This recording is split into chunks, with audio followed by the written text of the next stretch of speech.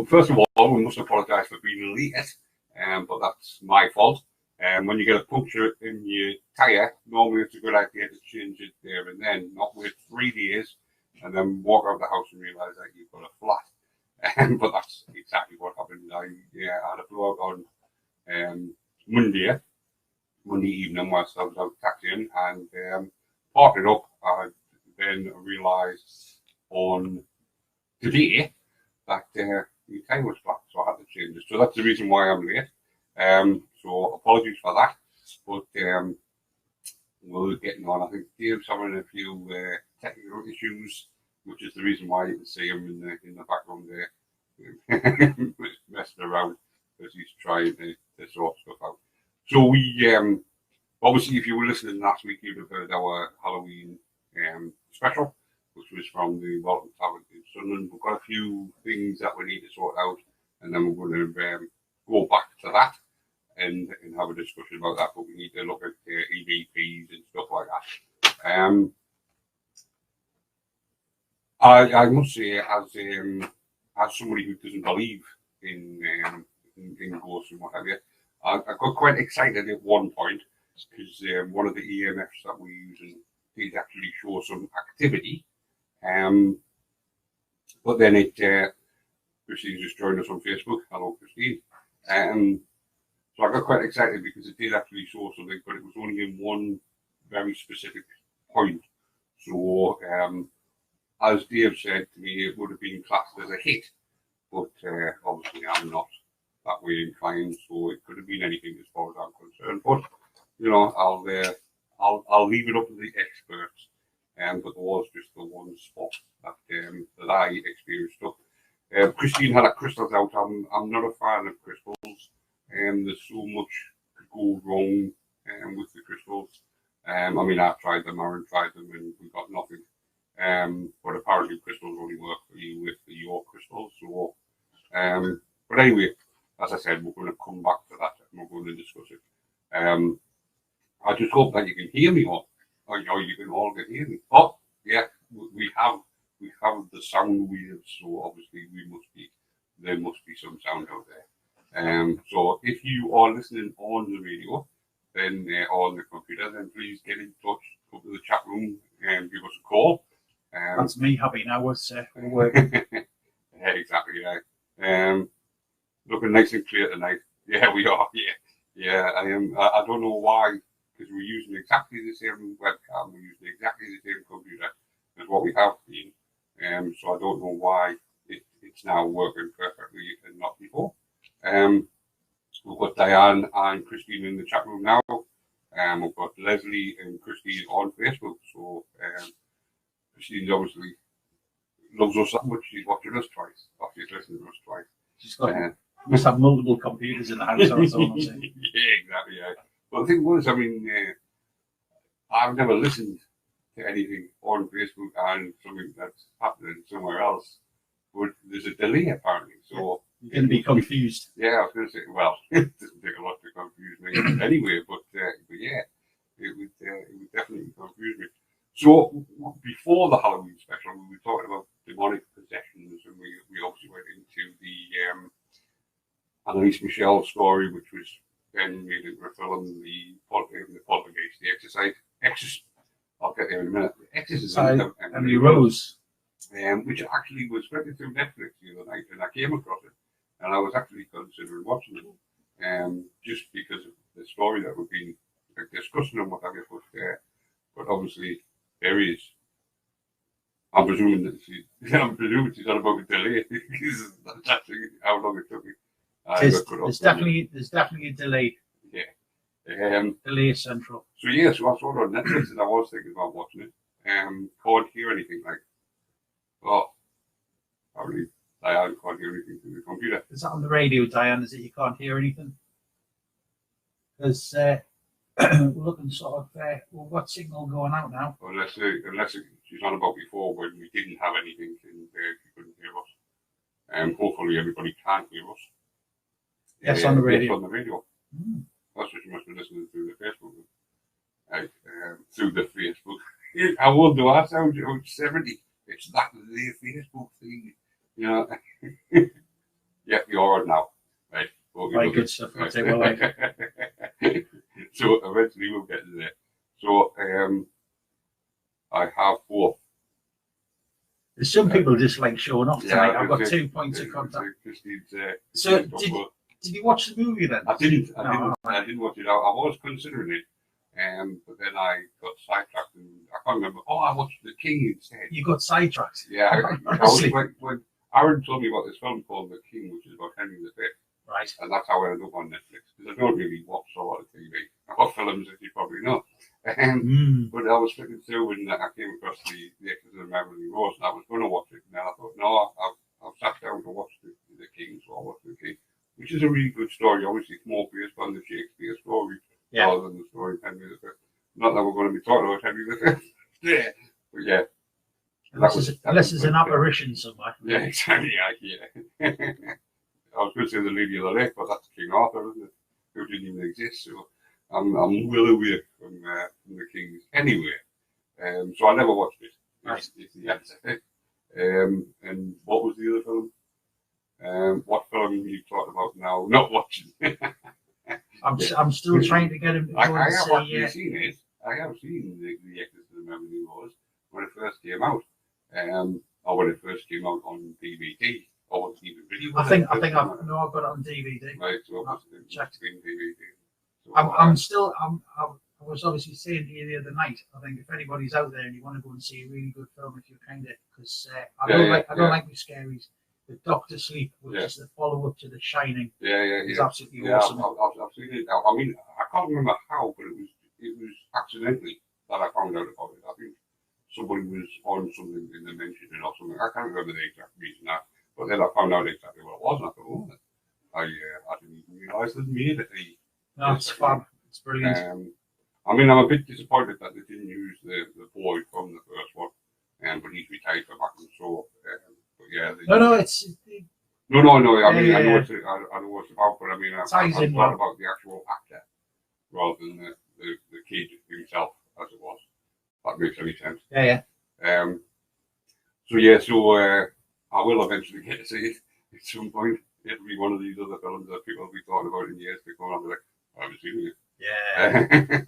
Yeah, Diane, I will get to see it. Diane fell asleep in The Shining. Wow. Okay. Whoa. How do you fall asleep in it? That's one. That's one film I couldn't fall asleep in. Yeah, I can't fall asleep even thinking about it. Especially the twins. Or the bath scene. Yeah, that's the other one. What? You mean the bathroom scene? Yeah. When she's sitting in the bath and she pulls it back and she gets out and that's yeah, and then we were talking about the Exorcism Roland door, which was turned into the Exorcist. So there we go. There's the stories that we're being talking about. Not a bad one for films, anyway. You what, sorry? Not a bad one for films. What the 2 films? Yeah, the 2 films. I mean, there is another one, apparently based on the Roland door, but I can't remember what it's called. But just talking about exorcism. Did you know that this is something that I came across when I was obviously looking up all the different things? Did you know that a 6-year-old boy in Arizona died after his father tried to perform an exorcism on him? What happened? I'm about to tell you. Pablo Martinez was arrested on first-degree murder after he allegedly told detectives he poured boiling hot water down his son's throat to get a demon out of him. Father of the Year, right there. Yeah, exactly. Yeah. I mean, obviously it's not a funny thing that the kids died from it, but just thinking about the boiling water, when I shouldn't really be laughing. When it's that nervous. When my daughter, I'm nervous now. When my daughter was a baby, when Emma was a baby, oh god, I was doing my fatherly duties, because Tracy, her mum, had went out for the night with a group of friends from work and whatever. So it was my first night ever of looking after a baby child. I'd babysat, but babysat all the children. I'd never babysat a baby before. Right. So this was the first time I'd ever babysat a baby can't really call it babysitting because I'm a father, so I was doing my fatherly duties. But anyway, I'd never made a bottle up. Now this makes me sound like a really misogynistic male chauvinist, doesn't it? But the thing was, I'd never made a bottle up, but that's not because of the fact that I'm a male chauvinist or anything like that. It's just I was working sometimes 15 hours a day. So Tracy did all the making bottles and this and that. And for the first part of Amber's life, the first few months, she was breastfed. Well, yeah. Yeah. You haven't got the equipment to do that. I struggled a little bit with that. but anyway, so Tracy's got out and she's left me with Amber. So she told me how to put a bottle up. Now, I don't know how many men out there are experienced with putting bottles up, but basically, you get the powder, the milk powder, you put it in a bottle, you boil the water, put the boiling water into the bottle, and there's the formula made up. You don't give it to a child until you get it down to body temperature. Yeah. And you test this by pouring it on the back of your hand. Now I know that, 26 years later. However, the instructions were, and always a man to follow instructions, were, this is how you make a bottle. You take the bottle, you put the powder in, you put the boiling water in, up to a certain level. So let's say, 10 ounces, we'll say. I mean, I can't remember. Like I say, it was 26 years ago, or 27 years ago, how old's my daughter? But anyway, so I've done that. She never mentioned the cooling down bit. So I've now sat on the settee with Amber with this bottle of formula. Was it not hurting your hands? Was it not hot? No, well, it was, but it was like, I thought it was just. Christine saying, oh no. So I've stuck it in her mouth, because no. obviously she's now like, I want some food, because she's seen the bottle, so she's now wanting some food. She then starts screaming. Now, obviously, I'm now thinking, what's she screaming for? Is she screaming because, she's hungry, and if she is, then she's getting fed, so what's she screaming for? Or is she screaming because, as babies do, they scream when the nappy's full, and, they're too tired, they're not tired, all this sort of stuff, So I'm thinking, what can she be crying for? So, in order to find this out, obviously I had to remove the bottle from her mouth. When I removed the bottle from her mouth, obviously, she didn't want to swallow boiling hot water, so she spat it out onto the back of my hand. And I still think, to this day, if I look at the back of my hand, that I have a scar from the boiling water that hit the back of my hand. Oh my God. So, yes. So Right. that's the reason why. And how she survived to be 27 with a father like me, I've got no Which is idea. quite a well-adjusted young lady as well. She is. Bless her. Yeah, exactly. Hey, Amber. I don't know how she turned out so well, especially with a father like me. Dear. But she did. Well done, Amber. Yeah, exactly. Yeah, well done on surviving. But yeah, getting back to this. So an Arizona man was arrested in connection with a death of his 6-year-old son after he poured boiling hot water down the boy's throat to rid the child of demon, according to a criminal complaint. Pablo Martinez told police that he was performing an exorcism on the little boy. Because that's your go-to excuse, The isn't it? child was demonic and had a demon inside of him. Right, so that's obviously where I've gone wrong with Aaron. You should have been Aaron that I was pouring boiling water down. Never mind.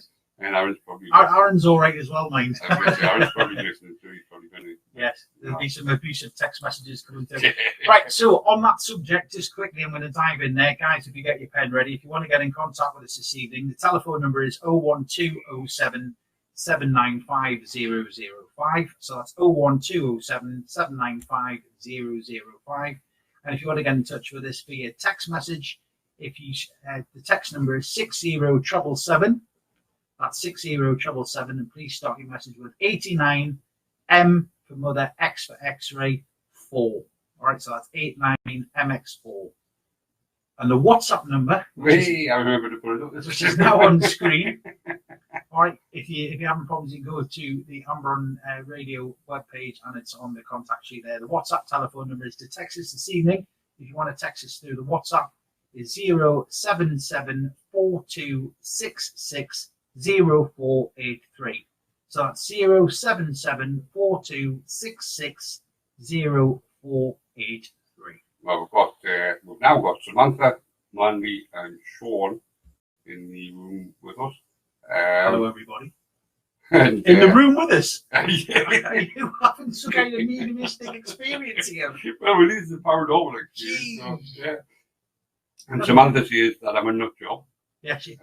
And Samantha, he's honestly, I had dark hair when I met him. and Sean said, because Sean's Aaron's best mate, Sean says that he agrees that it should have been Aaron and that poured the water on. Oh, bless him. He's all right, is Aaron. Yeah, Christine said he's lovely as well, so. Yeah, he is. In small doses, apparently. He's all right. You'll see. This work you do. The fact that we put on Friday the 30th as well should have given you a clue, shouldn't it?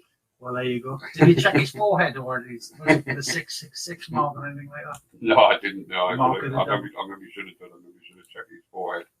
Aaron, next time we see you, we're going to shave your head just to check. All right, mate. I mean, what do you call it? Aaron is a lovely lad. Yeah, he is. We jest. I am. I'm the lad. He won't. No, he is. He is. He's a lovely lad.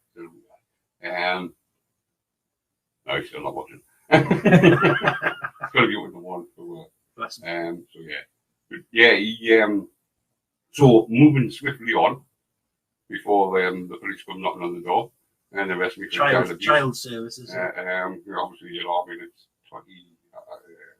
90, historical is it? 92, 27 years ago. So. Yeah. That's how I've got to work out. I've told you before, that's how I've got to work out the age of my children. I've got to remember. I always remember the year they were born. I've just got to take it away from now every single time. So it's 27. So yeah. So apparently everybody can see us clearly on the Facebook. Like I say, I sound like some like 70-year-old man. It's the Facebook. Not their Facebook. So, but we're too low for you to see, so I'm going to have to stand up and show you our amazing hoodies. Oh, right. Because if you haven't seen them now. Oh, there you go. There you go, all available in good radio station shops. Yeah, you can get them on the website. Well, you will be able to when I actually get around to them. But the £15, as you can see, Dave and I have the Paranormal experience on. You can have any show on, or you can have them with no show on at all, just the Amazon Radio logo. Obviously, I'm not going to sell you one that has nothing on. I'm not going to sell you just a hoodie because that would be pointless. So anyway, what we're going to talk about now, and this is in no connection to Aaron, because what we're going to talk about is the little bastard. Oh, yeah. Right. Right. So the little bastard, right, is not a person. That thing. The little bastard is a car. Now, you definitely know the person who owned the car, or you know of the person who owned the car, if you didn't know it was called what it's called. Because on the 30th of September 1955, it was involved in a car crash. This isn't a Porsche by any chance. It is. It's a Porsche Spider. And it was owned by... Sorry, we're just reading the messages here. Patrick, I'm telling Mum. Yeah, exactly. It was owned by a certain name. Who should be name? Yeah, exactly. It was owned by a certain Hollywood actor by the name of James Dean. Jimmy Dean. Ironically enough, he was told 7 years before he got into the car that if he ever got into the Spider, he wouldn't last a week. Is that right? Yeah. Do you know who told him that? Who told him that? Your mate, Sir Alec Guinness. Sir Alec Guinness. Sir Alec Guinness. Even then, he was a prophet of the. The force was strong. Exactly. He was 24 years old as well. No, Alec Guinness wasn't 24 years old. Well, he probably was. I don't know. At some stage, it was like So he would have been 64-year-old. wow. If he was still alive to this day, but he wasn't. So, no, sorry, it was 64 years ago. So he would have actually been 88. Like that's not a bad age. Eh? That's not a bad age. I thought you said that's your age. No. No. So anyway, so yeah, basically what happened was You're pushing it tonight, aren't you? he competed in several auto racing events and was traveling to a sports car racing competition when his car crashed at the junction of California State Route 46, which it was formerly known as 466. Very close. Near enough. And the California State Route 41. He was 24 years old. And so, yeah, on September the 30th, 1955, Demon and Porsche factory trained mechanic Rolf Wulderich were at competition motors in Hollywood preparing the little bastard for the weekend sports car races. So it's not me. Christine's saying there that they're apparently making a new film using the CGI with James Dean. I've always wondered if James Dean, that's a completely different. That's a complete. Yeah, it is like if James Dean had survived, he might have been driving that night. To be fair, it's the reason why. Shut up. He was sitting on the roof with the bucket. We're going to get haunted by James Dean now. I was going to say, it's going to be like, what? So yes, Mr. Dean. So Mr. Dean. Mr. Dean. I've always wondered if he was alive today or if he'd lived longer, would he be the iconic movie star? Because I've seen the 3 films that he made, and I can't really see that he was an iconic actor. He wasn't bad, don't get me wrong. No. I've got to be honest with you. I've many years ago, so I can't remember which movie it was. Was it Rebel Without a Cause? No, there's Rebel Without a Cause. There's Rebel with a. Well, there's something else. I don't know. I can't remember. Christine just said in the chat room that she wasn't keen on him, and I'm going to be totally honest with you, Christine. I agree. I couldn't see what the fuss was about. Yeah. Giant. Yeah. It wasn't really. It wasn't really. He was never. What's the word? He's never really sort of done it for me as an actor. You know, it's not one of the ones you go to compared with some of the old great ones, etc. Yeah. You know, like sort of like the Rock Hudsons and all like sort of. Yeah, Rock Hudson was a proper. He was iconic. He was an iconic. The likes of people that were around it, like Alex Guinness. Alex Guinness is a completely different bloke. Yeah, he's got a Phil Logger. Sir Alex Guinness. There was Sir Alex Guinness. Who's cheating am I going to tonight? There was Sir Alex Guinness, who was obviously an iconic actor. Yeah. There was Laurence Olivier. Yeah. Marlon Brando. Yeah, I mean, you've got all those guys of that same era. Yeah, exactly. And then you've got James Dean. Yeah. And yes, James Dean was the one, I mean, obviously. Yeah, exactly, yeah. They're all classed as iconic legends. But James Dean is something else, isn't he? I don't. He's almost like godlike. But is it the fact that? Look at him. But is it the fact where it's kind of like he was gone before his time, and it's that kind of. Would he? They've given him that status. Yeah, exactly. Would he? If he carried on, would he have become Alex Guinness? I was going to say James Dean, but obviously he'd become a James Dean, wouldn't he? Burt Lancaster, Kirk Douglas, keep them coming, because Keanu Reeves. Well, he might be father when he. Who's she? I've never heard of her. I love that expression. I have heard of Keanu Reeves. Diane, please don't. Maybe when he went back to Bill and Ted. Excellent. That's how we ended up. there. Yeah, Keanu Reeves. But yeah, would he have been a Keanu Reeves? Because that's the sort of. Yeah, well, you see, that's the thing. But then Keanu Reeves is a really, actually, Diane, spot on example, because if you look at Keanu Reeves in Bill and Ted, exactly. And you look at him and you just think, dear God. In John Wick. Yeah. You know, you see him in Bill and Ted, and then you see him in John Wick. It pulls apart, isn't it? Absolutely pulls apart. Well, the answer is don't kill his dog. Well, if anybody kills a dog, you're going to get that. Well, exactly. Well, I don't know if you're going to get that much. I mean, I know I love my dog, but I mean, I'm not really going to go to town on somebody like he does in John Wick. Probably actually. Yeah, you probably would. Yeah. No, but it's a good example. I mean, like, say, you look at some of the young actors. I mean, there's another one, Will Smith. And if you look at him back in the day, we're doing stuff Fresh Prince of Bel-Air. It's like cringeworthy now.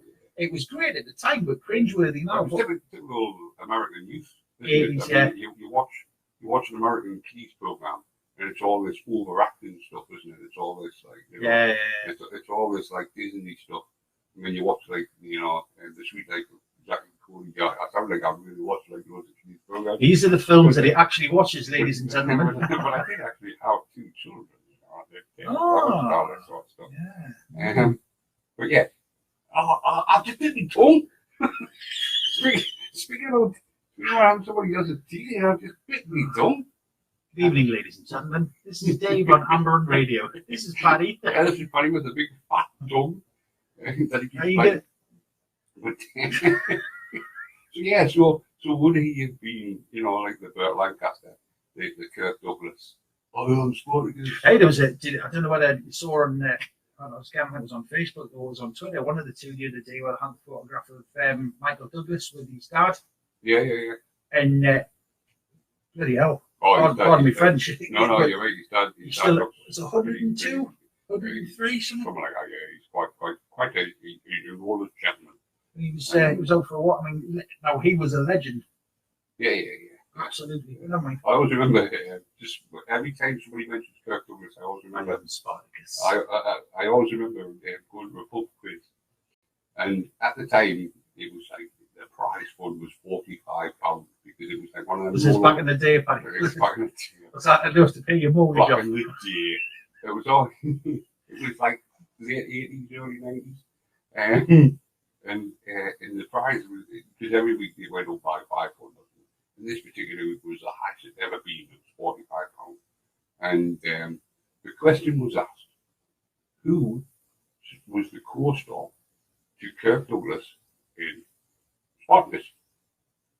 Who was the male co-star? Good God. Now I went, straight away I went to my mom, and I went, that bloke that looks like Tony Curtis, man. What do you call him, man? Bloke looks like Tony Curtis. What I meant was Victor Mature.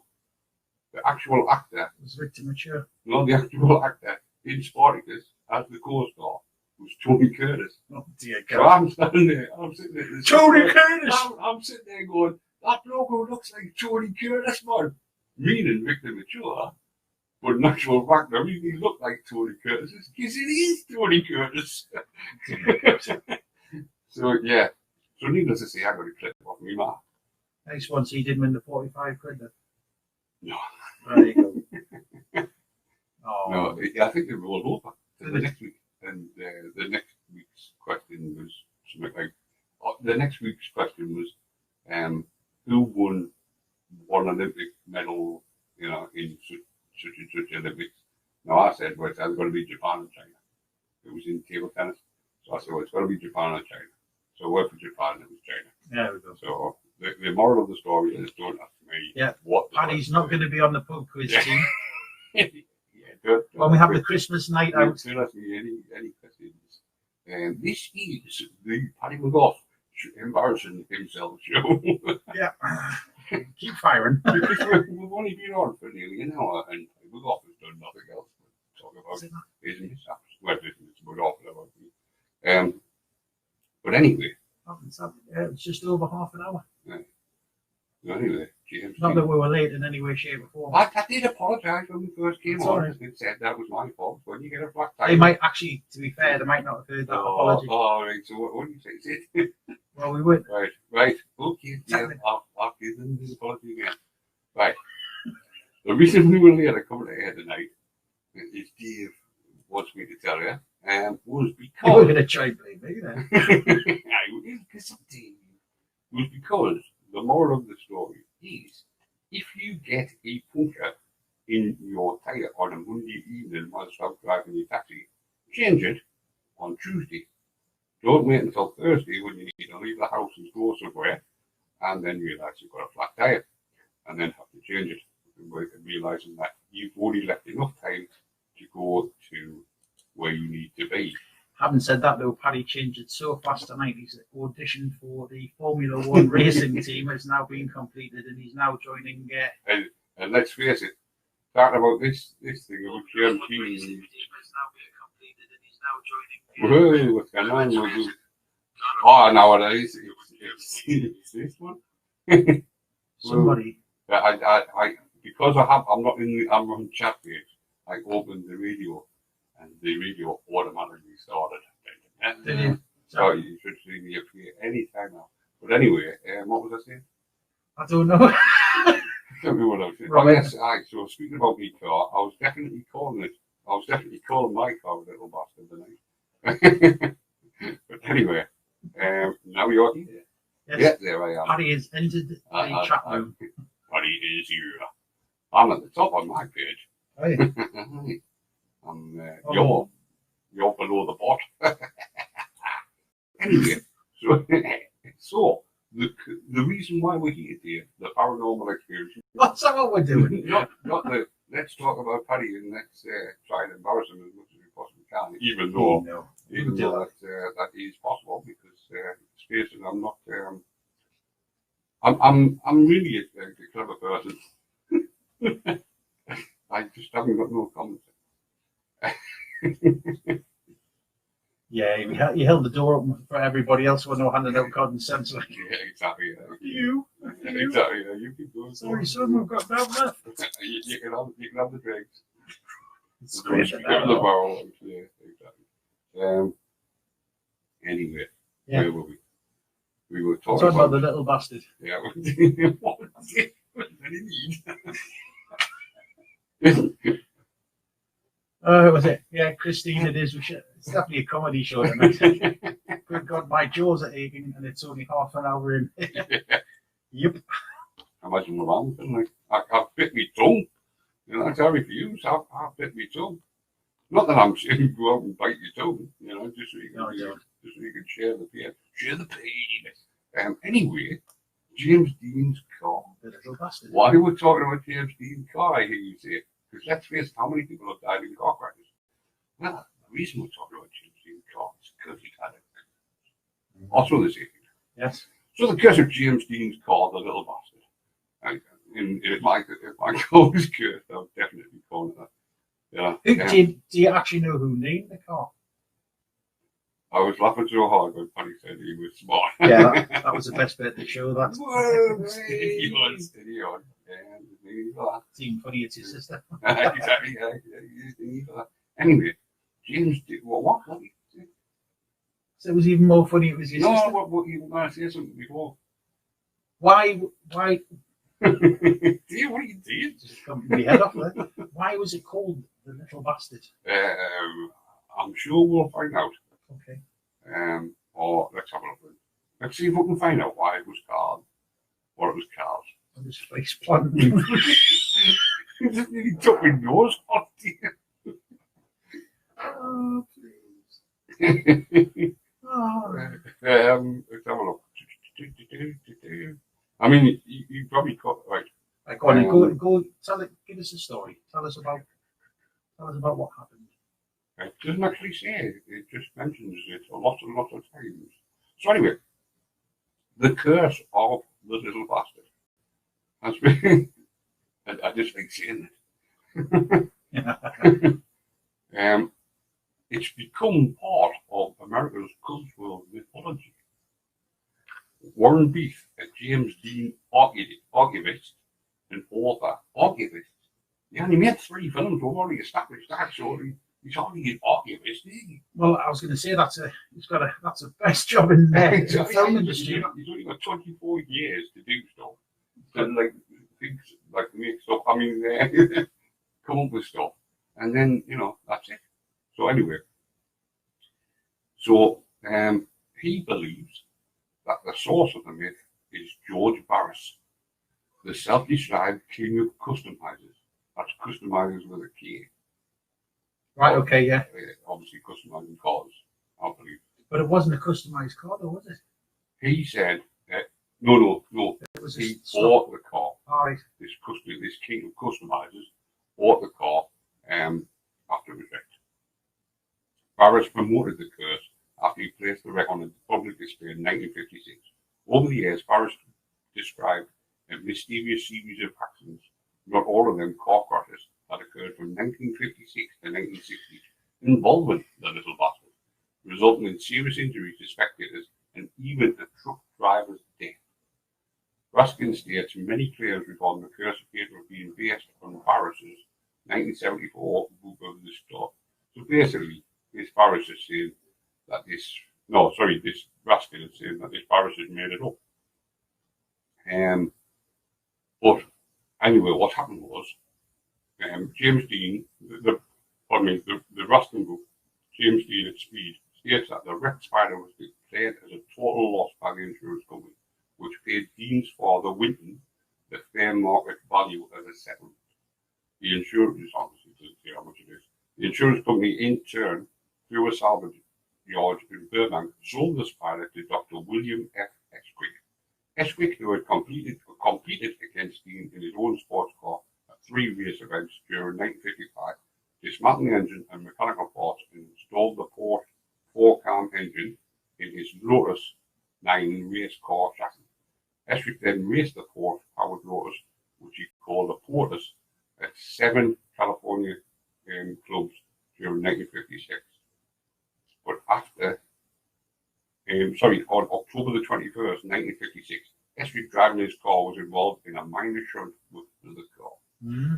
There's the start of it. Barris states driving a car powered by the engine from Dean's car. Dr. McHenry, who was driving a car powered by the engine from Dean's car, was killed when his vehicle went out of control and struck a tree in the first race in which the motor had been used in Dean. Right, buddy, we've got a question in there from Christian. It said, does it say what happened? Was he speeding or was it mechanical failure? But is this the how James Dean died? I think it was not the doctor. And the doctor,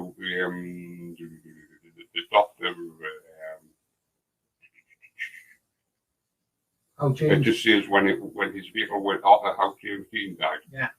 James Dean died because he was he not ejected from the car when it hit? On September the 30th, 1955, Dean and his Porsche factory trailer were in competition. Dean at the races for police because of his bad. At 3:30 p.m., Dean was stopped by California Highway Patrolman at just south of for driving at 65 miles an hour in a 55 mile an hour zone. Following the spider in the Ford, the trailer also ticketed for driving 20 miles over the speed limit.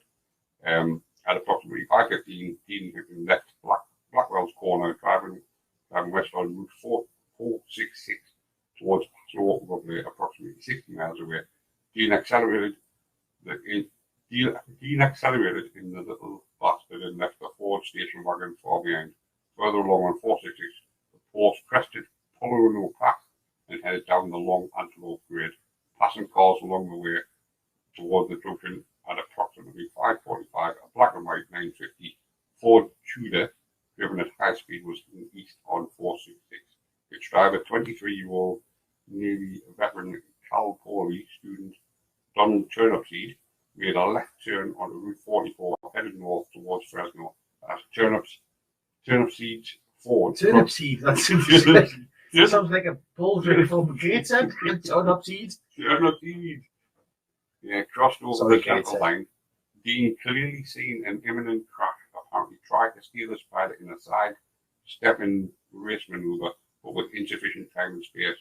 The two cars collided almost head-on. A witness, John Robert White, reportedly saw the spider smash into the ground 2 or 3 times in cartwheel and landing in a gully beside the shoulder of the road, northwest of the junction. The velocity of the impact sent the much heavier Ford broadsiding 39 feet down Route 466 in the opposing lane. You know, I've got to be honest with you. I'm having a look at it. There's a Daily Express web page here that I'm looking at, which is the unseen photographs of the actual Porsche. I posted one on Facebook. Yeah, I've got to be honest with you. To actually looking at that accident, he wasn't going to get out of that. No, I'm surprised they've managed to get the engine out of it. I'm surprised they managed to get him out of it. As in, bits of them. I Never was mind. going to say they would have had to, This with is- the greatest respect, they would have possibly had to hose that down. Yeah, There's exactly. a photograph on that same website there, which actually shows you the damage to the. Did he say it was a Ford? Ford, yeah. It actually shows Well, you the it- damage. But it sent, they were travelling at that fast that it sent the Ford 30, just lost it. It's because I'm not going to the wrong bit. If I can, I'm just going to check to see if I can actually do this, because what I might actually do is I'm going to put. I managed to do that. What I'm going to do is I'm going to post this picture. 39 feet away Yeah. is how much it cost that Ford, which was a very heavy car. I'm going to put a post on the Amron page there now with the cars. All right. Let's have a little look here. Let's get. It's probably not the best thing to do on the radio. Oh, there we are. Look, we're live. Whee! That was. Yes, it's me. Something like so. So I'm going to write the post here. Put this picture on, because if you look at this picture here and you look at the bottom right hand side of it there, you'll actually see the Ford that we're talking about. So, James.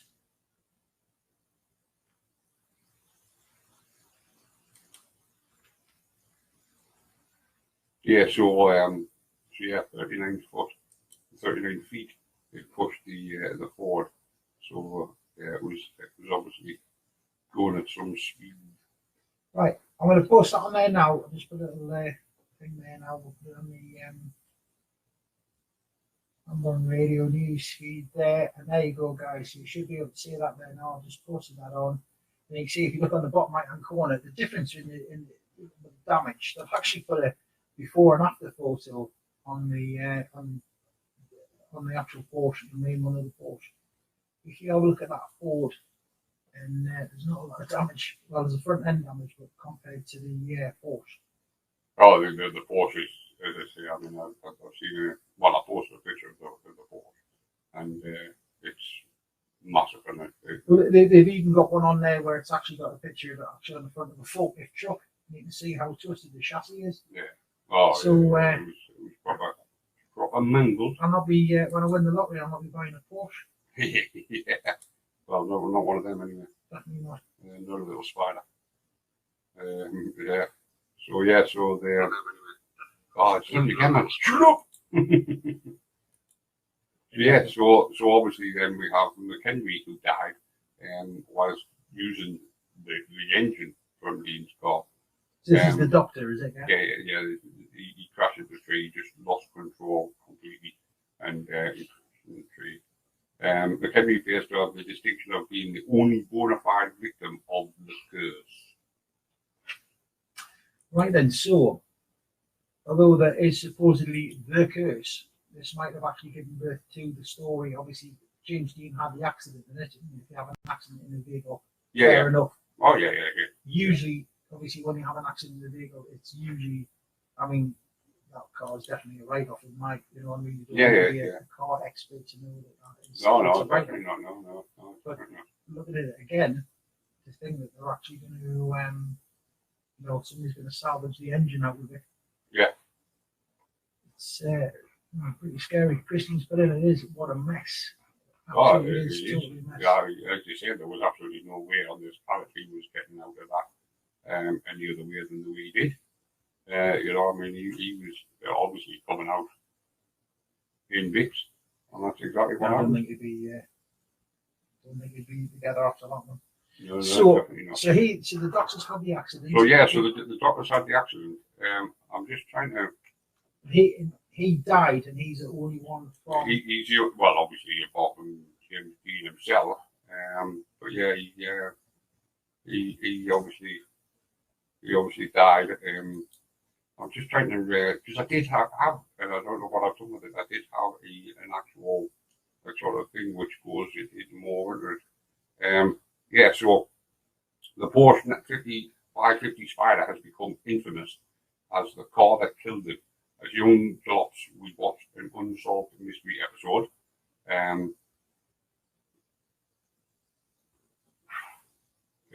Alec Guinness told Dean that the car had a sinister appearance, and then told Dean, if you get in that car, you will be found dead in it by by this time next week. And 7 days later was when he was killed. Do you know what it is? I've got to be honest with you there. If you actually think about that, Alec Guinness, I wonder how he actually felt about that. Could you imagine turning around to somebody and going, hey, if you get in that car, I mean, because you think about the amount of times you've joke. I mean, I've had it said to me. This is not the car that you want. Yeah. No, I've had it said to me when, like joke aside, my dad's turning around saying, if you go on, like, you know, if you drive like that, you're going to end up killing yourself and stuff like that. I mean, obviously when I was younger. Yeah. And you kind of, it's always done in that element of jest. Like, yeah, of course. And all of a sudden, you turn around to somebody, and I just wondered psychologically how Alec he kind of, yeah. You know, well, that little dark patch at the back of his head. He might have been really arrogant. He might have been like, yeah, there is that factor as well. But I mean, it depends on what he actually thought of James Dean. It might be he might have said that in, you know, a jealousy thing. He might have wanted a Spider 550 and couldn't afford one, or he was genuinely concerned about the guy. Yeah, you know, I mean, you don't know what context. Sadly, he's not here anymore to ask him either. I would have, that would have been a definite question to ask that one. Yeah. Just But yeah, I mean, so the George Barris, who customised the 550, bought the wrecked carcass of the little bastard for $2,500. But soon after, it slipped off its trailer and broke a mechanic leg. I knew there was more to it than this McHenry thing.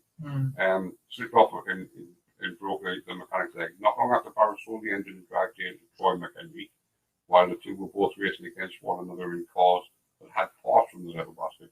McHenry lost control and hit a tree, killing him instantly, and Estrig was seriously injured when his car suddenly locked up and rolled over while going into a turn. Both had parts of the car in there. Then again, you look at the photograph of that car and you think, what parts did they have on it? Come on. And let's face it, to be fair, if it was certain parts and they were damaged, they're going to malfunction and it's going to cause an accident anyway. Yeah. Well, he still had 2 tyres from the 550 which were untouched in the Dean's accident balloon. As you see, you've seen the wreck. 2 of the tyres were untouched. I drove over in there the other day and it looks like somebody's attacked me tyre with a carnage. With a machete. Looks like Jason's been chasing. Again. Yeah. He sold them, and not long after, both blew out simultaneously, causing the new owner's car to run off the road. Barris has kept the car in its position and sold the parts. It caught the attention of 2 would-be thieves. One of the thieves' arm was torn open trying to steal the steering wheel, while the other was injured trying to remove the blood-stained tartans. So obviously this is the, Dean was in when he died. I hadn't cleaned it up.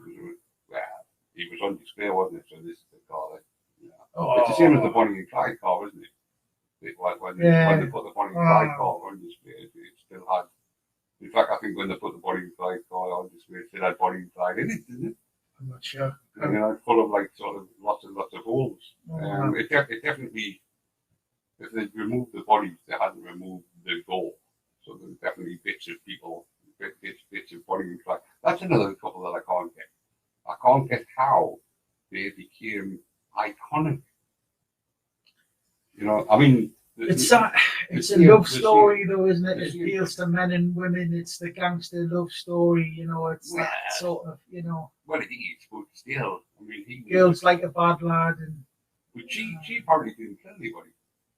Yeah. So the rumor is that she never. Well, it's a Hollywood. But Faye Dunaway obviously had a gun and policeman down and stuff like that. But yeah, apparently she never actually shot anyone. She was against gun violence. Oh, well, there you go. Or against using gun violence herself. She wasn't obviously against gun violence because she was with Clyde. I know, but who was well known for killing people. But never mind. We're not talking about Bonnie and Clyde. No, we're not. I'm still just trying to get my head around the fact that they're actually using parts off that car. Because it's like, I mean, I could understand somebody going, "This is James Dean's Porsche, and here we have his gear knob.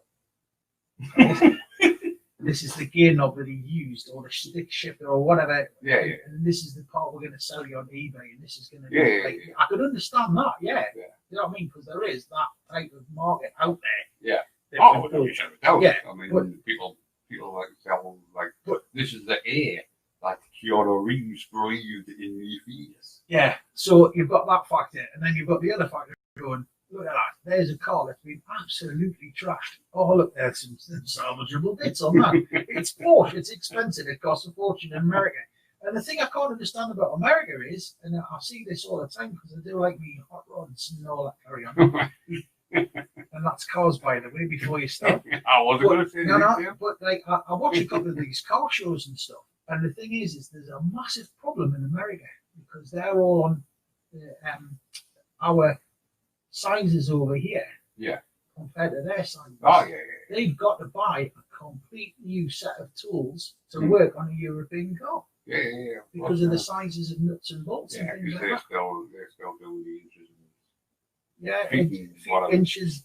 And They're still. I was going to say imperial, but that's not. The imperial is what we are. Yeah. We're But do you know what I mean? imperial. No, it's that factor where I mean I can remember as a kid in my granddad's garage, it had there was always two sets Yeah, of tools. you always had the metric and The metric and the not imperial. metric. Yeah. But like imperial sizes and stuff. But the thing is, like, see, the Americans now, I can remember. I can't remember what the show was, but I can remember that they actually they had to order a set of wheels for a Rolls Royce that they were doing. Yeah. And they ordered this set of wheels, and the only set of wheels that they could find in America that were custom fit to go on Rolls Royce. You could go to a Rolls Royce showroom, buy Rolls Royce wheels, and put them straight onto this vehicle. Yeah. But anything other than a Rolls Royce branded bit of kit, you had to go and buy it. They had to have it made, and it was like $8,000 for a set of wheel rims. And that was before you put the tires on. Right. That was just to fit the Rolls Royce because of the sizes and stuff. Yeah. So, Well, that's the reason why they were salvaged. yeah, I was going to say that. It's kind of just dogging myself into a corner Yeah, there. exactly. Due to all the incidents involving the little bastard. Every time I see it, I can feel my mother clipping me on the back of the head. Barris decided to hide the car, but was convinced by the California Highway Patrol to lend the car key to a highway safety exhibit. So obviously you can understand why it's being used as a safety exhibit. The first exhibit was unsuccessful as the garage that owned the car caught fire and burned to the ground. Mysteriously, the car suffered virtually no damage at all. The next exhibition at a local high school ended abruptly when the car fell off its display and broke a nearby student's hip. Wow. The curse continued when the little bastard was being transported, when the truck carrying the car lost control, which caused the driver to fall out and somehow get crushed by the car after it fell off the back. The car fell off two more transport trucks while traveling on the freeway, fortunately not injuring anyone. The California Highway Patrol decided that it had enough of the little bastard, and this is where it gets really interesting. So they decided to transport the car back to Barris. However, the car vanished and has not been seen since. Wow. That's probably the best thing. Somebody's probably just taken it somewhere and buried it and went, no more. Yeah. But I mean, you can actually think of a few things. There's just a PS as it was. There are stories that a single piece of the little bastard resides at the Historic Auto Retraction Museum in Illinois, but nobody will go anywhere near it or try to find it. I mean, you've got to be honest with you. I mean, thinking about that there now, there's got to be something to that. Well, yeah. But what? I don't know. I mean, I'm just thinking. I'm going back to Alec Guinness again. Listen, This is not the car that you're looking for. it's not the car you're looking for. This car is cursed. But I'm just The trying. force is strong with this one, do you? No. Yeah, never mind. Yeah. Right, okay, but the force is strong with this one, James. Yeah, I think, and I think Diane said there in the chat room as well. Probably the best thing to do is go missing. And hopefully somebody's just put it under. Like, Well, I mean, somebody knows where it is, or somebody did know where it is, because it can't just vanish, can it? well, Or can it? I mean, how could it possibly I was just going to vanish? say I used to have a car that I had parked in Gateshead one night, and that went. I never saw that again. Yeah, exactly as Diane said. People think it's haunted, so I think it is. So obviously, if it vanishes, it's vanished, hasn't it? But it hasn't technically vanished. Somebody's just hit it and gone, "Ooh, the car's vanished." Do you know? It's probably the best. I mean, you know, I don't know. Something you've almost given up. I, Well, I'm just looking at the pictures. That's I now see what you're talking about. what, the Ford? Well, both of them. It's, I mean, I mean, the if you like I spider. said, I mean, you look at the Porsche and you think to yourself, yeah, that's almost Transformer style. The spider, isn't it? It's Yeah. almost like sort of, you know, let's fold it up and see what we're back out of yeah, it. but they couldn't get it folded back together again. Exactly. It's almost yeah. But I say that, I mean, when you look at the Ford, you look at the difference between the doubt. I mean, I know there was a lot of the European cars did have a bad rap. And I mean, having said that, when you look at some of the, excuse me, some of the American cars, I mean, they are built, they are indestructible. Yeah. Some of the American cars, you know, Yeah, you look at some of them and you just think, oh my God, you know, Mm. you know, we class like a Volvo over here is a well-built car that's you're going to get out of in an accident. Oh, Some of those American cars, they're so big from that era, especially. They're so big, you probably feel it a week later if you're in a car accident or whatever. Yeah. It's, you know, there's plenty between you and the whatever you've hit. oh, Yeah, that's why I like big cars. I don't like little cars. I like big cars and I can but no. It's true. I do. I don't feel safe in little cars. Yeah. No. I mean, I mean, as you know, I used to drive a minibus, and I felt a lot safer in my minibus than when I did in the car because you're up a height. And there's more there. And when I can't remember what car I got, but the car I got directly after the bus, before I got the Skoda that I got now, because the Skoda does have a little bit of height. It's not like massive, but it does have a little bit of height. But the car had in between. I came through a hill and I got really scared because of the fact that I felt like I was sitting on the road.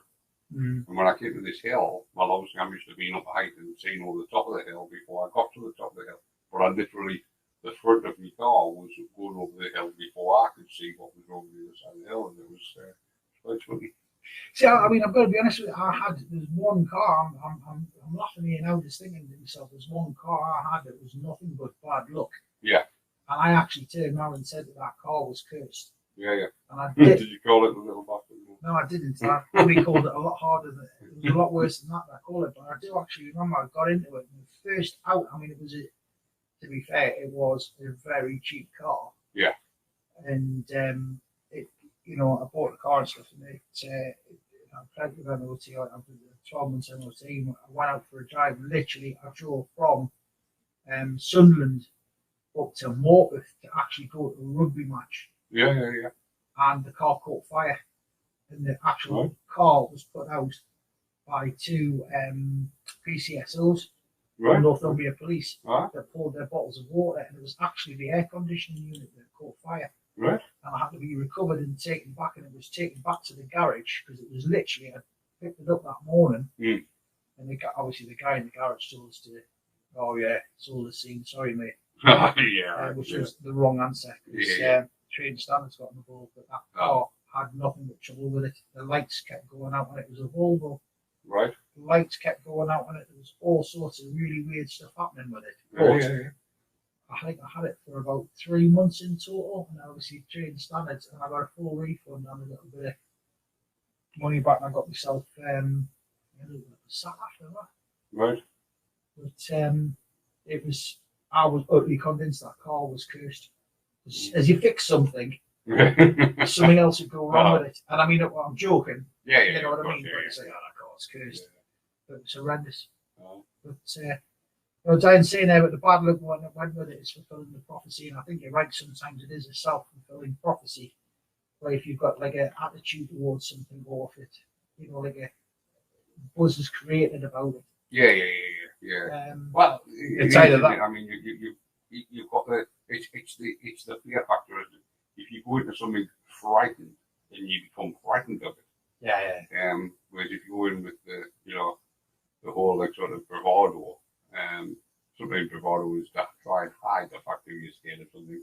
And you go in like, look at me, I'm scared. Oh my god, I'm scared. But yeah, so if you go into it's like it's the jump in the film, isn't it? Yeah. Where, because you're expecting it. When it happens, you feel it more. Whereas, I don't know if you've seen.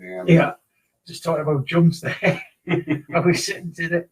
I was coming back from work this afternoon. I was coming back over, and me and Mrs. G had pulled over to go and get some chips. And on the chips that we were sitting in the car eating the chips. Right. And no, not so I didn't do that. Oh, sorry, mate. But no, we'd driven back and we'd actually pulled over. It was crossing. There you go.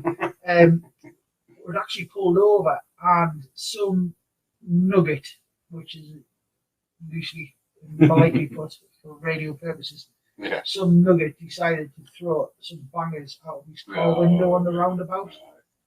And there was like a guy walking his dog. Well, obviously the dog was off in made me jump. I nearly dropped my chips, to be fair. But things like that drive me nuts. Oh yeah. Sometimes you just wonder where people are with brains. Well, yeah, it's another one in it. I know handing brains out there at the back of the queue as well. Yeah. Scraping a barrel, but I think anybody that wants to check a firework out and scare people like that, I mean, there's all sorts of animals, there's all, old folks, stuff like that. Well, I always remember, I mean, I'm going back many years now, picked up a young lady, picked up a beauty, she wasn't young, picked up a woman in the taxi, and it was round about, about time, I don't think it was on bonfire night, but it was round about there, and as we know, people have said, I mean, I don't know if you noticed, but it was very quiet. But anyway, it was probably the quietest night out of the really? lot. I've got to be honest with you. Bonfire night down here, right? I mean, I've got to be honest with you. It was like the Battle of the Somme between 6 and 9. Right. 6 and 9. It was just one big bang. It was just. I mean, we had the local council one was on Sunday evening. Right. Which is always chaos anyway, because the parking's horrendous, because people just abandon their cars in the middle of the roads to go and see it for the 10 minutes. Yeah.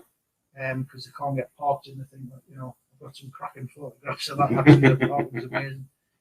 But no, but it was like the Battle of the Somme. Right. That's no disrespect to the Battle of the Somme, but it was constant. Yeah. But it was just reading all the horror stories on Facebook and stuff like that with animals and things like that. There was a dog had a heart attack. Oh, some of these posters on Facebook of the dogs where the boys like sort of tremors and what have you, and it's horrendous. I mean, it is horrendous to see these animals getting affected by it, because they don't know what it is. No.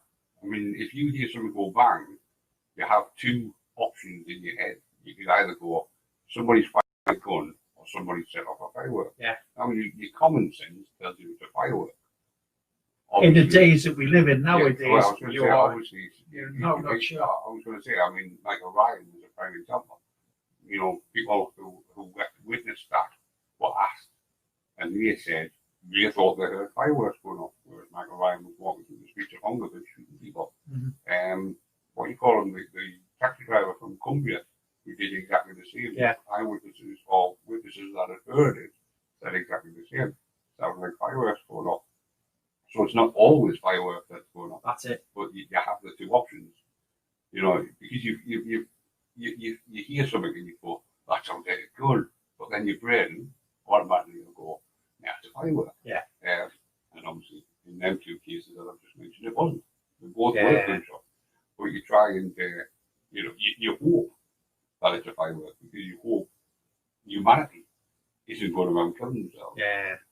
But sadly, humanity does go around shooting each other. I mean, the story, so long ago of the Mormon family, who were, was there 11 of them or something? 3 mothers and so many kids were just gunned down by drug cartel in Mexico. Some of them, 2 of the victims were 2 sort of 6-month-old babies. No. Yeah. Apparently, the 3 mothers were in 3 different vehicles in convoy, and this drug cartel in Mexico just gunned them down, just literally shot in the car.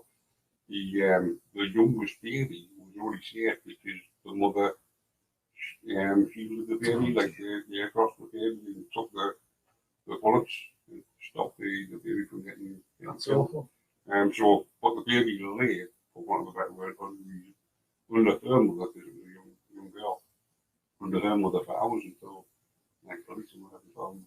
That's terrible. But yeah, it was obviously, so yeah, so you hope humanity You do. it, but sadly you do. Now, most people have obviously seen Christine, and I don't mean Christine. Yeah. I Sorry, mean, Christine, don't panic. but the film Christine, I haven't seen it. the Stephen King film, Have I or seen the the Stephen film? King book, which was turned into a film. It's called Part of the Bone. Oh, no, I haven't. Oh, right. I like me Stephen King, mind. Like Stephen King's Christine is basically a haunted car that goes around killing people. It falls in love with the young guy who's the owner, and it also sort of possesses him a long time ago. Yeah. What, a long time ago you went around killing people, Christine? Or... Christine, do you want to confess? I've given that up now. I've given it up for Christmas. Just laughing. It's a joke. He's not a serial killer, honestly. It's an old, I don't know, Pontiac or something. It's an old car anyway, and it goes around and it plays. It's the start of the film is it's coming along the production line, and I think it's one of the mechanics rests his hand on like sort of the entrance, like sort of where the engine goes, because I haven't fully built it, and the bonnet slams down and chops his fingers off. And then it goes on to kill people. It becomes possessed and what have you. And I think this is going to be the weekend sorted here. it's a really good film. It is a very good film. And I think it was the 80s it came out, but it was a very good film. But yeah, it's about a possessed car, is what I'm getting at. There is actually a police car, and the reason I'm talking about this is there's a police car, which I can't seem to find the info on, but there's a police car that basically is the basis of the story. Right. There's an old police car that 2 police officers that have ridden in it have died. When it was eventually sold from the police force, it's killed other people, or other people that have died in it, whatever. Like I say, I can't seem to find the information. Christine is a horror novel by American writer Stephen King, Yep. published in 1983, and tells the story of a 1958 Plymouth Fury, Oh, it's a Plymouth, right? apparently possessed by supernatural forces. Yeah, that's the one. Yeah. So it's based on this police car, but like I said, I can't find the information on it. But yeah, it goes around and just. But anyway, an example of phantom vehicles. In 1982, 2 people in Hawaii reported seeing a mysterious black car which disappeared and reappeared again a second later. What, did it go behind the village? Did it go behind the, Wasn't Marty McFly driving it with it? did it go behind the house and then come out? I mean, So the car. the car disappeared and then reappeared a second later. Yeah. Somehow, I wouldn't really put that down as being paranormal. It's probably just the way, But like, I could see a car that I blinked. I was going to say my first reaction is blink. Oh, there it is. But it's Steve God. Oh no. oh, yeah. Oh, the eyes, Paddy. Oh, yeah. and we're laughing, but there has, I mean, going back to roads and stuff, there is that famous footage of the ghost that was seen crossing the road, and we'll have to dig that out. There's footage. Somebody's got a camera on the side of the road. They were filming the documentary. Right.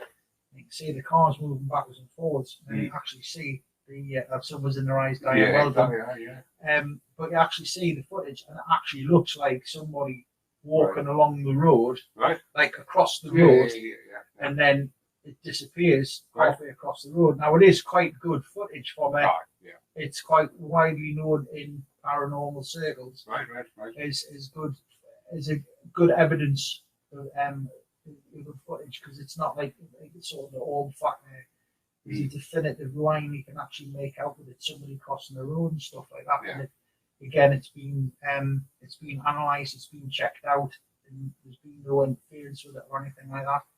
But there has been, that kind of I've heard it on for things like trains as well. There's a phantom. I'm trying to remember where that. There's a story in Canada. Could we be coming to it? We are coming to it. Right. Okay. So in the 1960s, a car that had bumper stickers. I don't know what relevance, because I've read that story and I don't know what relevance that has. The witness passed the car, but it mysteriously reappeared ahead of the witness. So gone past it and then reappeared. Just drove past. At several stoplights later. Also, the witness noticed that the driver was a man in his teens and that he never turned his head and he never moved the steering wheel when the man drove around the dead man's curve.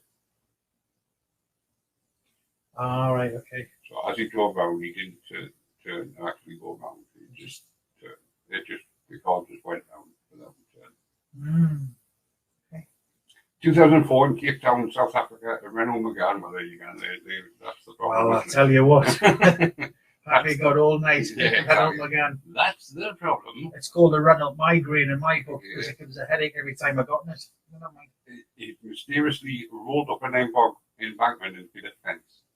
Although the handbrake was engaged and the engine was off, some say the car was jumping. I'll tell you a story. I don't care. I had the very same car. What was this one? No, I bought a Renault Megane and I drove it home. Obviously, I'd gone to work, came out the pub that I worked in, the hotel that I worked in, very, very late on the night time.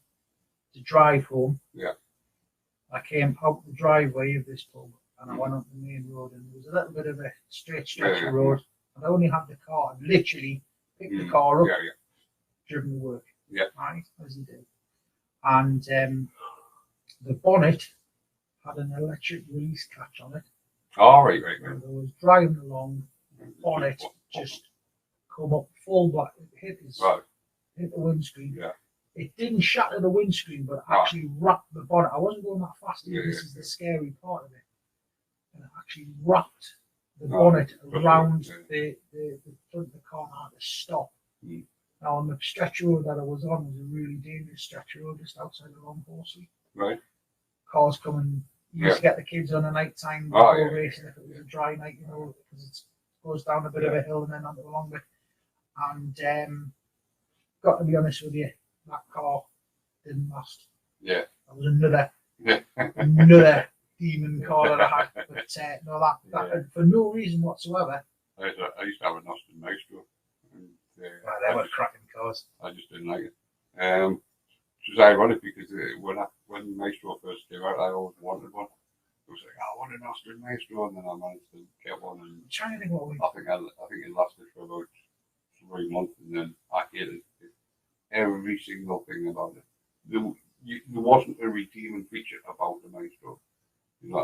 Looking at it, I thought that looks like it's nice. I want one of them. My granddad. I then bought one, and like I say, I think I had 3 months and then got rid of it because there wasn't a redeeming feature about it. There's nothing I can sit here now and say that I liked about the Maestro. Had I got over a bump in the road or hole in the road? No, I hadn't, Christine. It Well, was he just literally... he knocked that woman out who he said was a ghost. Walking across the street, No, which no, is I a ghost didn't. now. I didn't. No, I literally got in the car and I drove out of work, hadn't touched any buttons, hadn't done anything at all. And I was literally just driving along. And as I was looking at the bonnet, Yeah. you know, like on a car, and Yeah. you look down, as you're looking down the bonnet of the car as you're driving along. Yeah. It wasn't even like popped up or anything. You know how sometimes you can tell it's higher, and you can see the gap, and it just literally.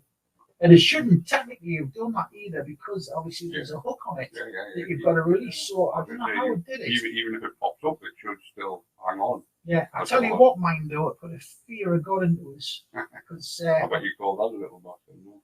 Oh, a lot worse than that. There was blue. In the mid 1980s, 3 people in a sedan reported seeing a grey van heading straight towards them. Then suddenly, the van vanished.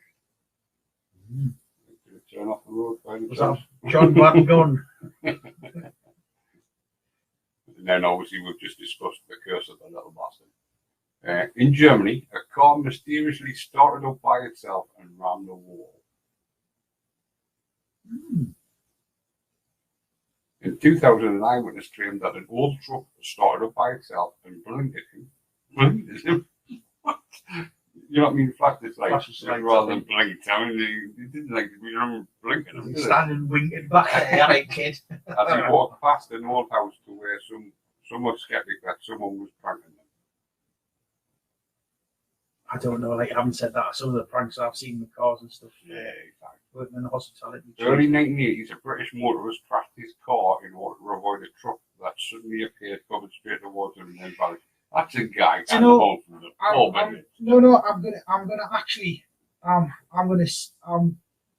tell you something that happened to me many years ago. I used to do back in the day. I used to do a little bit of driving. I was a lad. Yeah, I used to do a little bit of driving. I was going up the M74. Right. And I was actually alongside Lockerbie. Yeah. I was driving along. Yeah. Not minding as you do when you drive, and sort of. I was in a 7.5 ton truck. I was on my way up to Glasgow and dropped some stuff off up there. It was literally one of them, so straight up. And there was a bloke crashed his car and tried to avoid it. No. As I was driving along, I looked on the side of the road. Yeah, I was singing away, and they looked. Seriously, genuinely, it looked like there was a little girl in pajamas standing on the roadside, and she was stood, and she had like blondish hair. Right. I'd say she was about 3 or 4. Right. Blue eyes. Right. This is how clear I saw her. Yeah. She had like a pink pajamas on. You know those fluffy pajamas, the ones you wouldn't want to wear near a fire. Yeah. Those ones, I mean, the really fluffy one. Yeah. But had little white stars on them. All right. She had a blanket. She had a rabbit, and she was barefooted. Right. And I went past her, and you know when you just see something out the corner of your eye, and you just think, bloody hell. Yeah. And I pulled the truck over. I literally, I punched the hazard lights on. Yeah. And I stood on the brakes and I pulled it over. Yeah. I jumped out and I ran up the side of the road. Now on the edge of the road is on the M74 where it is. Yeah. Well, I know the road. There's a big sort of, you know, like a Hill? Yeah, like an embankment down the side of it.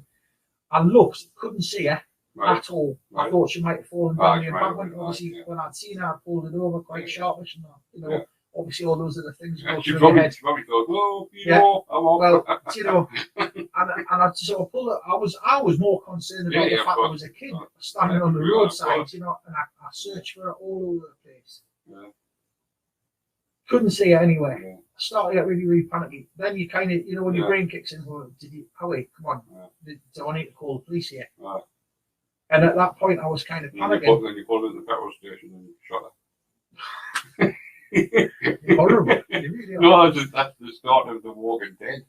He said Rick, the main character, walked into a petrol station and there's a child dressed pretty much exactly as you just described. And he shoots her because obviously she's a No. But no, funny enough, I did actually go into the service station. Right, I pulled yeah. into the service station. Yeah. And I went to go into the toilet because obviously, you know, you kind of like panicking and stuff. And I was thinking to myself, what am I going to do? What am I going to do here? And I started, and I was talking to, I can't remember, I don't know whether he worked there or whether it was somebody like one of the guys that worked in like the petrol station. Had all like, you know, the badge on and the uniform and stuff that they wear. Yeah. And he basically turned and I said, I don't know what to do. I said, I've just seen this little girl on the side of the road. And he went, is it such and such a place? I can't remember the name. There was a specific name for the place. And I went, yeah, next to the embankment. He went, yeah, he says, loads of people see it. You never find it, but loads of people see it. And it was just like, as if you just seen the cloud that just floated past outside. It was just kind of like completely like water off the duck's back and float. And I was like, and I felt kind of relieved at the time because I was genuinely in a panic thinking, but you know, you just, so did you say it was near Lockerbie? Yeah. So it was before or after? Oh, it's after Lockerbie. So you think it could be? I don't know. A spirit from the plane? I genuinely don't know. I mean, because a lot of them were sucked out, weren't they? Because the actual real of the plane blew off. I knew a guy before they actually reached Lockerbie. I mean, Lockerbie was like the end as it was, obviously. I know a couple of guys who work for Northumbrian Water at Fonburn, which, if you look on a map, Fonburn Reservoir is obviously our side. Yeah. And they found all sorts of debris in the water and littered around and stuff like that. People forest lost, isn't it? Apparently, I don't know the exact timing, but apparently if the bomb had gone off so many seconds, I believe, earlier, the actual rear of the plane would have landed on Stanley behind it because Stanley was in its flight path. Wow. So if it had gone off, like I say, I don't know, it's seconds, it's not like minutes. Yeah. Right? You know, but I mean, you know how fast the plane travels. But it's so many seconds that if it had gone off 20, 30 seconds earlier, then the rear of the plane, the tail of the plane would have landed instead. But because of where it did go off, then nothing the tail of it was quite, I would say it was quite a, you know, surreal experience. That hill, to me, for all intents and purposes, when I drove past it, was standing on the roadside. Yet, when he went back to look for it, I mean, I haven't really looked into anything like, you know, it's not the type of question you'd want to go and ask. Which I would say between ages of 4 and 6. Like blonde hair, down to shoulder length. And you know, I was just aware, like I got a good enough look at it, you know, the child blue eyes and stuff, and it was quite a chilling experience. That, like I said, the panic thing. Because the other thought thing was, I started crossing across the other side of the road with cars coming past on the motorway to see if she'd gone over the other side of the road, which is obviously not what you want to do. No, definitely not. The high-vis vest, no matter what PPE you've got on, the high-vis vest isn't going to stop you. Definitely not. So the curved road at the junction of St. Mark's Road and Cambridge Gardens and Ladbroke Road was reportedly haunted by a phantom bus with a route marker 7, which caused numerous accidents, one of which was fatal. The report subsided when the area of the road was created. Harry Potter. Yes, the phantom. He goes on the night bus, doesn't he? Trains. Aha. Silver Pillen, the Silver Arrow, is a Stockholm metro train which features in several urban legends, alleged sightings of the train's ghost. The St. Louis Ghost Train, better known as the St. Louis Light, is visible at night along an old abandoned rail line between Prince Albert and St. Louis, Saskatchewan. That's the Canadian train. Oh, that's the one, yeah. Let's have a look. No, because I know there's there was a one somebody, I can't remember who it was who told us a story. Might have been one of my uncles. I mean, I might have been one of them told us a story where there was this one Wrigley where the crossing the lights would go on the crossing and the actual the barriers and everything, the lights would flash and the barriers would come down, and then you'd actually hear the train coming, and then you wouldn't see anything. And then obviously the barrier would start flashing the lights and everything would pop up because obviously they want like an auto, apparently they want an auto detector. The phenomenon has been featured on television series, the Unsolved Mysteries, and tales of strange light moving up and down along an old abandoned rail line at night, changing colours and varying in brightness. The line located south of Prince Albert and north of St. Louis has its tracks removed, but the phenomenon still occurs on a regular basis. Several stories attempt to explain the lights, including that it's a ghost bear or the ghost of a drunk brakeman who lost his head to a passing train and now wanders up and down the tracks with a lantern, attempting to find this. In 2014, Canada Post issued a stamp depicting the St. Louis Ghost Bear, one of a series of 5 depicting the Canadian ghost tale. 2 12th grade students from Lorange, northern Saskatchewan, won scientific gold medals for investigating and eventually duplicating the phenomenon, which they determined to be caused by diffraction of distant Vega light. However, the light has been reported before causing the So there you go. Wow. So yeah, Ghost trains. ghost trains. Excellent. Right, okay then. Exactly. I think it's time for a break, isn't it? I mean, I think it is. we've been on for an hour and a half. Okay then, what we'll do is before we go for a break, we'll do the contact details again. If you want to phone into the show, you can contact us on 01207 795 005. If you want to text us, you can text the message. Sorry, the text number is 60777. If you start your message with 89MX4, or you can message us on WhatsApp, and that is 07742660483. And I think we'll be back after this.